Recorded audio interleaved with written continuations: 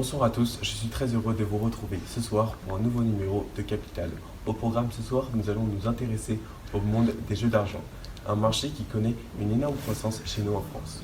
Nous parlerons de ses acteurs, de ses spécificités et l'implication de l'État dans ces jeux. Ce soir, nous allons vous proposer des questions, mais aussi des réponses sur les différentes conséquences de ces jeux. Vaste sujet sur leur régulation et encore. Alors accrochez-vous, car les jeux d'argent ne sont pas un marché comme les autres. À l'issue de l'enquête, nous retrouverons notre débat quotidien. Nous aurons l'honneur de recevoir le patron de la FDJ, un représentant de l'État et un joueur. Capital, les jeux d'argent. Ce documentaire vous est présenté par José Rielin, Pierre Sarrazin, Everest Raova et Nathan Roduro. Facile d'accès, rentable, peu coûteux, pouvant changer une vie, il faut dire que les jeux d'argent ont tout pour faire rêver les consommateurs. Parmi ces jeux, on le retrouve le poker, les casinos, les machines à sous, mais encore les paris sportifs comme les courses de chevaux ou le foot par exemple. Il y a également les jeux de grattage comme le cash, astro ou encore millionnaire. Mais il faut reconnaître que celui qui connaît le plus de succès, c'est le jeu Loto, avec plus de 4 millions de joueurs par an, soit en moyenne 300 € par personne. Mais ce jeu fait face à un concurrent qui s'est beaucoup développé ces dernières années. Il attire notamment les jeunes consommateurs, ce sont les jeux en ligne, qui marquent le public par sa simplicité, rapidité et une régulation beaucoup moins conséquente que les autres jeux. Tous ces jeux constituent un monde à part dans notre société. Alors nous verrons que si ces jeux ont fait le bonheur des uns en changeant leur vie, ils ont fait le malheur des autres en les ruinant.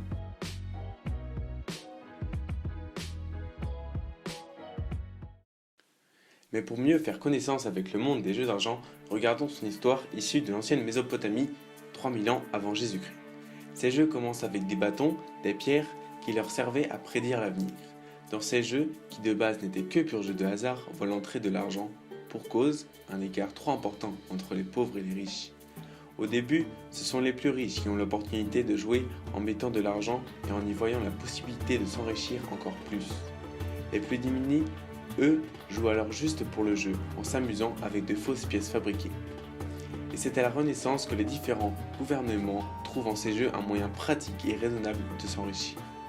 En France, c'est alors le roi François Ier qui s'inspire alors du loto, né à Florence en Italie en 1530, pour installer à son tour 7 ans plus tard avec la loterie française. En 1537 s'ensuit le développement de la loterie dans toute l'Europe, chacun y voyant un bénéfice. Mazarin, en 1644, propose qu'avec l'argent récupéré, on finance les églises et les instituts religieux. Louis XV fera de même en 1757, en utilisant tout cet argent pour financer ses écoles militaires et l'armée. Mais les problèmes commencent au XIXe siècle, où les jeux d'argent et les jeux de hasard deviennent illégaux. Plus précisément, lorsqu'en 1810 tombe le code 410 du code pénal qui interdit tout jeu d'argent en France. Pour cette loi, ce sera sans compter sur le soutien des grandes religions monothéistes alors les plus présentes en France. En effet, le christianisme interdit formellement les jeux de hasard et d'argent dans la Bible, tout comme l'interdit également l'islam dans le Coran. Il faudra attendre la loi du 15 juin 1907 pour voir l'autorisation des casinos dans certains lieux tels que les stations balnéaires, mais c'est véritablement le 30 juin 1923 que se fait la délivrance avec la totale légalisation de tous les jeux d'argent en France. C'est d'ailleurs là que l'on voit les tout premiers bureaux de tabac. Et c'est justement là que débute notre enquête chez un buraliste, le lieu idéal pour répondre à la première question que nous nous sommes posée. Qui sont les acteurs principaux dans ce monde des jeux d'argent? Pour y répondre, nous nous sommes d'abord intéressés aux principaux concernés, c'est-à-dire les joueurs. Après de nombreuses recherches, le premier constat flagrant que nous remarquons, c'est qu'il y a un important déséquilibre au niveau des sexes. Et oui, plus de 60% des joueurs sont des hommes. Parmi ces hommes, 51% sont de moyenne de 43 ans. Ces inégalités se remarquent également dans les différents types de jeux. Par exemple, les paris sportifs ou le poker concentrent une grande majorité d'hommes alors que les machines ou encore les jeux de grattage concentrent plus de femmes avec 10% de plus de femmes. En poursuivant nos recherches, une chose nous intrigue, c'est que dans le monde des jeux d'argent, tout comme dans notre société, nous remarquons des différences selon les classes.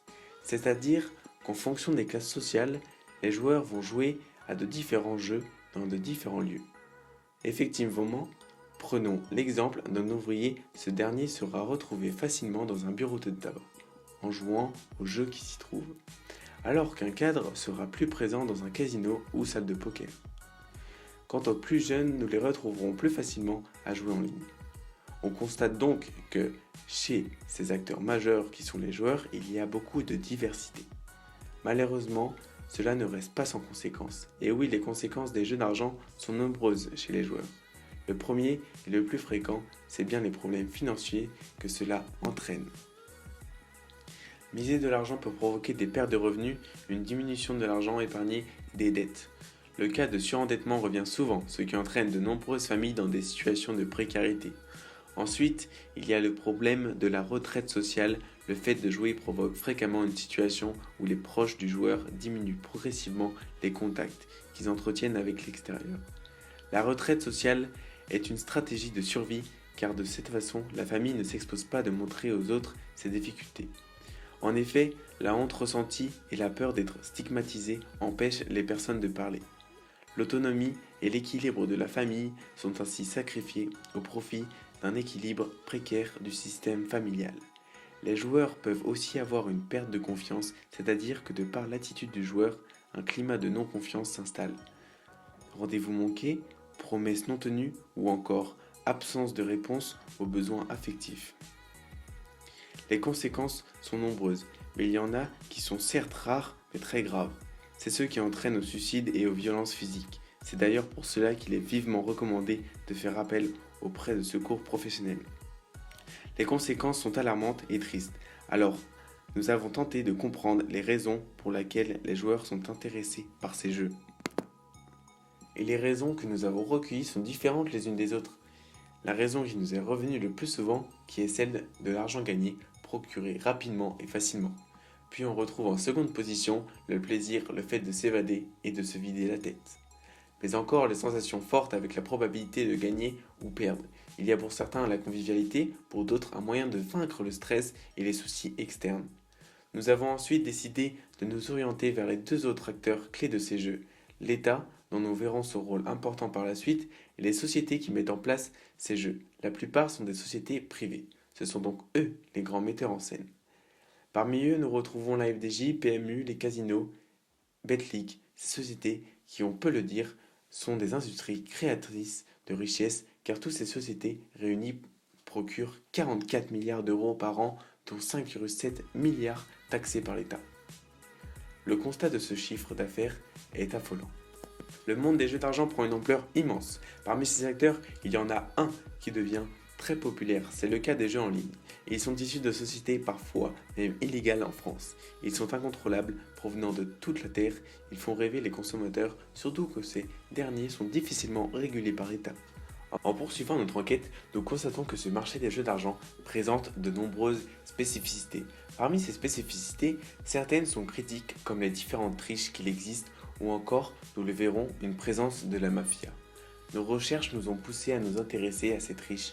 Heureusement, statistiquement parlant, ces triches ont beaucoup diminué au cours de ces dernières années. En Europe, les triches se font rares. C'est plutôt dans le reste du monde qu'on les retrouve. Et ce n'est pas la petite triche des cartes dans la manche. À travers nos recherches, nous sommes tombés sur les triches dignes des plus grands films de Hollywood. Et c'est le cas en Australie où un jeune homme de 26 ans a réussi à pirater toutes les machines à sous d'un casino, en réel professionnel de l'informatique. Ce dernier envoyait des complices jouer à sa place et ainsi, pendant que ses complices jouaient, il ajustait 2-3 petits réglages de son lieu de contrôle et voilà que les complices gagnaient le jackpot. Au bout de 6 mois, sa fortune fut estimée à des millions d'euros, mais malheureusement pour lui, les autorités australiennes sont remontées jusqu'à lui et l'ont arrêté. Depuis, les casinos possèdent un système de sécurité quasiment inviolable et sont régulièrement contrôlés. Des cas comme ça, il y en a beaucoup. Mais s'il y en a un qui reste dans les mémoires, c'est bien celui de Richard Marcus, peut-être avez-vous déjà entendu ce nom. Il faut avouer que ce brave homme a réussi à berner les casinos du monde durant plus de 25 ans.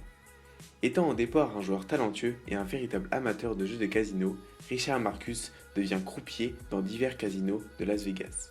Ce poste lui donne ainsi la chance de maîtriser toutes les subtilités des jeux dans les moindres détails. Puis, il fait la rencontre d'un homme nommé Clason, un tricheur professionnel. L'homme le prend sous son aile et lui enseigne les ficelles de l'escroquerie à la manière d'un mentor. Claesson aide Richard à pousser le vice encore plus loin.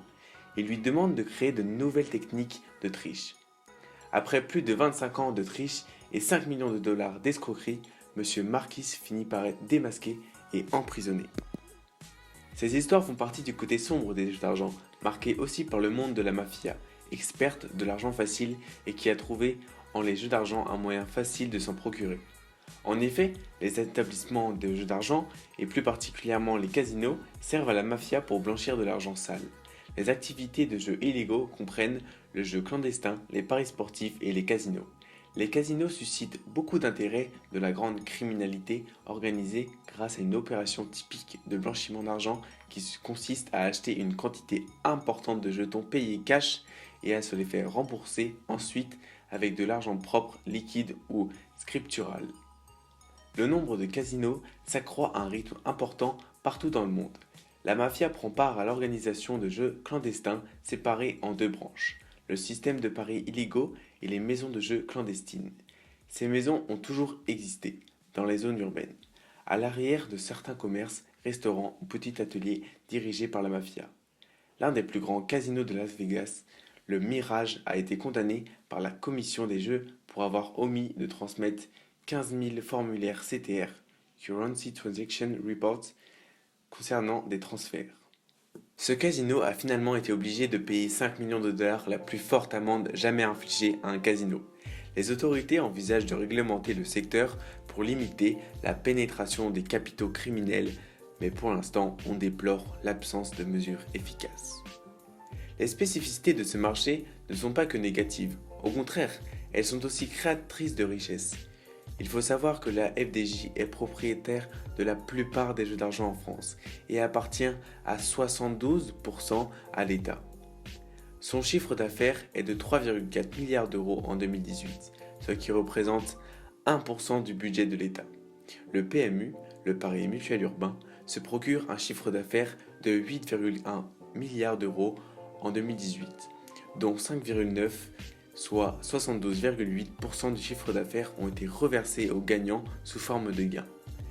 2,2 milliards de prélèvements, soit dont 1,158 milliards d'euros pour les secteurs de course, puis 1,026 milliards d'euros pour l'État. Le reste va aux partenaires étrangers. Les casinos sont aussi créateurs de richesses puisqu'ils enrichissent notamment la ville locale où elles se trouvent. Le reste revient aux joueurs et de nouveau à l'État. On constate que les jeux d'argent sont créateurs de richesses, mais une chose nous intrigue, puisque nous constatons que l'État revient souvent dans notre enquête et nous allons voir que cela n'est pas anodin. Ainsi, nous avons décidé de nous intéresser de plus près à l'État et de comprendre quelle est son influence dans le monde des jeux d'argent. Rappelons que c'est une loi de 1836, plus exactement du 21 mai 1836, portant sur la prohibition des loteries qui est toujours en vigueur en 2019. Elle a été instaurée sous le règne du roi Louis-Philippe. En effet, quoi de plus immoral que ces jeux qui encouragent l'honnête travailleur à ne rien faire. Les jeux d'argent ont donc été longtemps assimilés à un vice. Mais l'État a rapidement compris qu'il pouvait aussi en retirer des bénéfices. Des dérogations à cette loi ont été mises en place afin d'autoriser ces jeux dans les circonstances particulières, les généralisant ensuite. En 2012, certains articles de cette loi ont même été abrogés. En effet, le poids des taxes de l'État sur l'industrie des jeux d'argent et de hasard se révèle être une contribution appréciable au financement des dépenses publiques. La part de ces prélèvements diffère selon l'activité de jeu. Il y a des droits de timbre sur les mises, prélèvements sociaux, taxes de collectivité locale. La Française des Jeux est une entreprise publique détenue à 72% par l'État. Elle a le monopole des jeux de loterie et de paris sportifs. La part reversée à l'État représente 25% de la mise. Les recettes issues de la FDJ sont affectées par la loi des finances au CNDS, Centre national du développement sportif, pour financer le sport et les infrastructures sportives. L'État touche aussi des dividendes de l'entreprise FDJ à la hauteur de 72%. La FDJ a rapporté 3,4 milliards d'euros en 2017 à l'État, soit 1% du budget de l'État. Afin de sensibiliser les citoyens à leur pays, l'État a mis en place de nouveaux jeux ou compte sur l'Organisation mondiale de rencontres, tels que Mission patrimoine, le billet coûte 18 €. Une partie va directement à la rénovation des bâtiments du patrimoine. C'est un jeu redistributif. Sur 187 millions, seulement 21 millions ont été au patrimoine. Les paris sportifs aussi. Avec l'événement de la Coupe du Monde, les paris sportifs ont connu un record de mise, plus 75% par rapport à 2014, grâce à la Coupe du Monde de football. Comme nous l'avons vu précédemment, l'État récupère 4 milliards par an de la FDJ et 1 milliard au PMU. Au total, les taxes prélevées par l'État représentent 1% du budget de l'État. Toutes les taxes regroupées représentant 5 milliards d'euros. On comprend alors que la légalisation et leur mise en place est nécessaire pour l'État. L'État sait utiliser les jeux pour sensibiliser les citoyens au patrimoine ou aux différentes manifestations sportives, afin que chaque citoyen puisse avoir un double objectif, le plaisir de jouer, de gagner et de participer à une bonne action. Ainsi, le jeu de loterie Mission Patrimoine à 18 € le jeu, pour 187 millions d'euros de mise, 21 millions ont été en faveur du patrimoine. Les manifestations sportives retentissent sur le moral des Français. Ils se sentent concernés par ces objectifs nationaux. Ils sont heureux de soutenir une équipe. Ils se rassemblent pour jouer. Le jeu fait partie de leur contribution à ce succès. Par exemple, la Coupe du Monde de football. Ce qui permet d'avoir des citoyens dynamiques, heureux, qui font progresser l'économie du pays.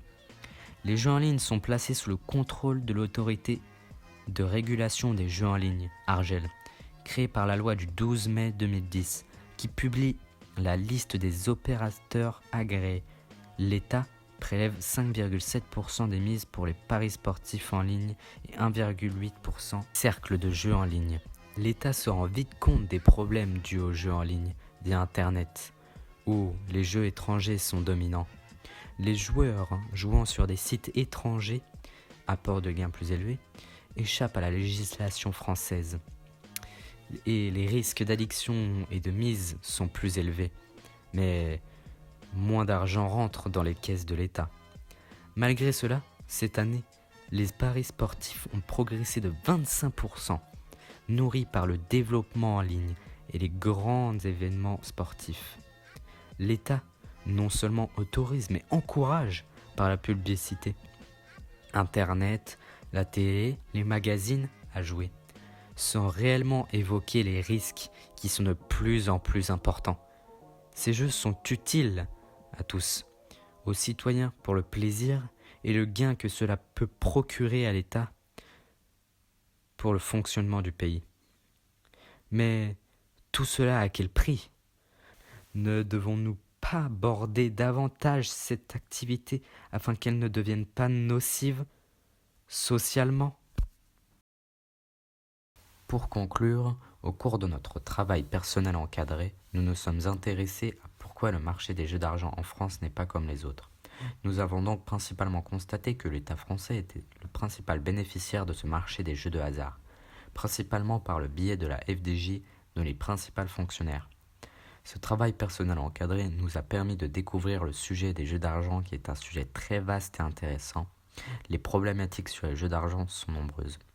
Il nous a permis aussi de découvrir que les jeux d'argent sont une réelle manne économique pour l'État français, mais également une source réelle d'appauvrissement pour d'autres, notamment les personnes qui tombent dans l'addiction.